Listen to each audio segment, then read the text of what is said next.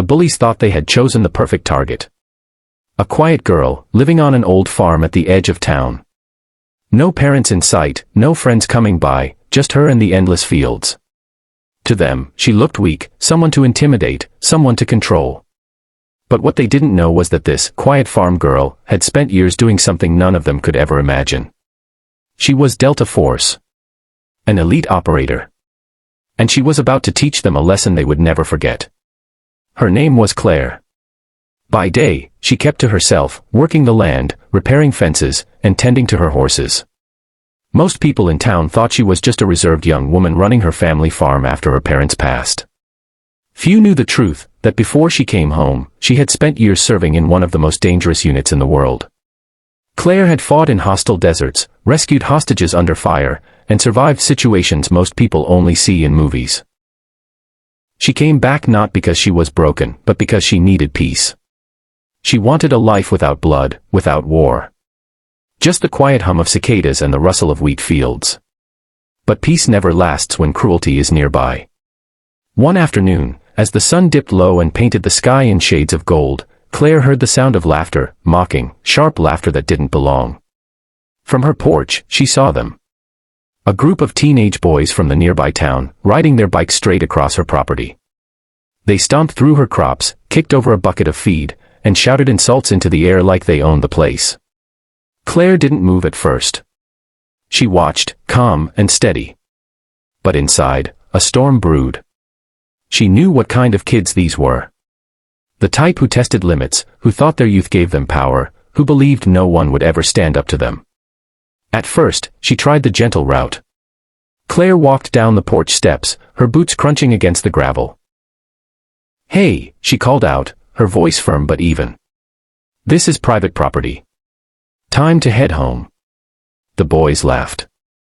One of them, tall, wiry, with too much arrogance in his smirk, threw a rock at the barn door. "What are you gonna do about it, farm girl?" he sneered.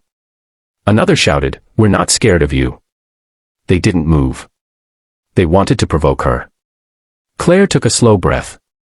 Memories of foreign battlefields flashed through her mind. She didn't want to go back to that part of herself, but these kids were crossing lines. Not just on her land, but into her peace, into the life she had fought so hard to protect. She gave them one last chance. Go. Now. They didn't listen.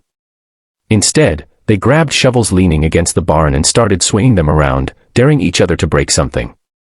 That was the moment Claire realized they weren't just being foolish. They were trying to destroy. Something in her eyes shifted. The boys didn't notice it right away. But they would. Claire walked toward them.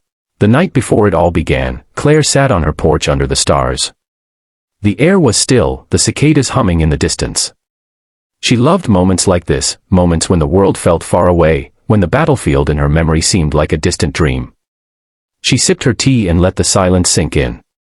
But deep inside, Claire knew peace was fragile. She had seen how quickly calm could turn into chaos. The next day, chaos arrived. It started with the sound of voices, loud, crude laughter, the kind that cuts across the stillness of the countryside. Claire looked up from the fence she was repairing and saw a group of 5 boys at the edge of her field. At first, she thought they were just passing through. But then she saw them drop their bikes, march into her crops, and start stomping through the rows. Her stomach tightened. This wasn't the first time kids had trespassed. But something about these boys, their swagger, the way they shoved each other and shouted insults, told her they weren't just curious. They were here to cause trouble. She approached calmly. "This is private property," she said, her voice clear but controlled. The leader, a tall boy with messy blonde hair and a sneer that didn't leave his face, looked her up and down. "What's the big deal? It's just dirt and weeds. You gonna cry about it, farm girl?" The others laughed, emboldened by his arrogance. One kicked over her water bucket. Another yanked at her scarecrow until it fell apart. Claire's jaw tightened. Memories of villages overseas, of innocent people bullied by armed men, flashed through her mind. She had fought too hard to let her own land turn into another place where cruelty ruled. She gave them a warning. "You need to leave. Now. But warnings meant nothing to boys who thought they were invincible. Instead of leaving, one of them picked up a rock and threw it toward her barn. The sharp crack of wood echoed. Her horse inside whinnied nervously. Something in Claire snapped. Not in anger, but in resolve. The boys didn't see her shift. Not yet. But her body remembered what her mind tried to forget: the training, the discipline, the instincts. Years in Delta Force had taught her to assess threats, to act with precision, to stay calm when others lost control. When one of the boys stepped too close, mocking her with a shove, Claire moved. In less than a second, she had his wrist twisted and his knees in the dirt. He yelped, shocked by how fast it happened. His friends froze, their laughter dying in their throats. What did you just do?" one stammered.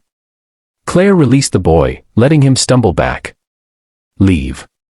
Before I stop being gentle." But arrogance dies hard. The blonde leader grabbed a shovel, leaning against the barn. "She thinks she's tough. Let's show her she's not in charge here." He charged. Claire sidestepped effortlessly, yanked the shovel free, and spun it out of his grip before planting it into the ground beside them.